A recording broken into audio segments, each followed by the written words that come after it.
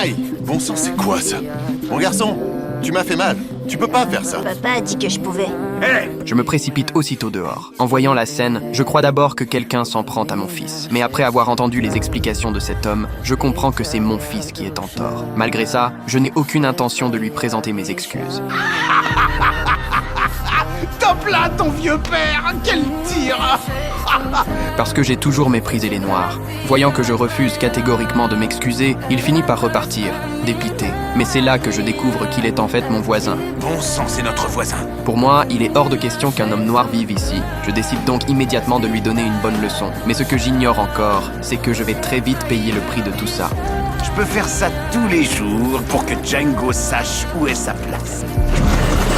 On se cache rapidement sur le côté. Je suis très satisfait de cette mauvaise blague. Mais quand je vois la personne assise sur le siège passager de cet homme, je reste soudain figé. C'est ma Rachel! Jack m'arrête immédiatement et affirme que cette personne n'est absolument pas ma femme. Mais je sais parfaitement reconnaître ma propre femme. Pour découvrir ce qui se passe vraiment, je demande aussitôt à Jack de les suivre en voiture. Fou de rage, je me précipite vers eux. Mais une fois arrivé tout près, je découvre que je me suis complètement trompé.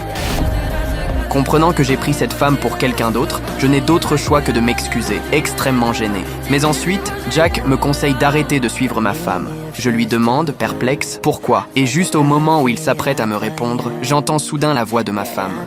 Je le savais, je le savais. Cette fois, mes soupçons semblent complètement confirmés. Mais alors que je m'apprête à les démasquer sur le champ... Quand je reprends connaissance, je découvre que cet homme noir se trouve juste devant moi. Et là, ma colère monte encore d'un cran. Votre femme, ne vous trompez pas avec moi. Quoi? Je suis docteur. Elle m'a demandé de l'aide. En réalité, Jack était au courant depuis le début. Et pourtant, personne n'a voulu me dire la vérité. Tout ça me laisse complètement perdu.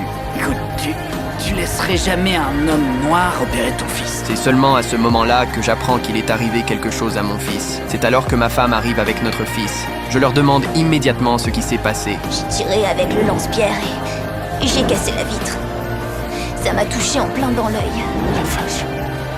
Oui, le docteur Dempsey est le meilleur chirurgien de l'État. Il a sauvé la vue de Jimmy. Mais nous avons tous dû agir très vite parce que nous ne savions pas comment tu réagirais. En voyant que mon fils va bien, je baisse la tête honteux. Si je n'avais pas été raciste, il n'aurait jamais eu besoin de me cacher tout ça. Après avoir compris mon erreur, je présente immédiatement mes excuses à mon voisin noir.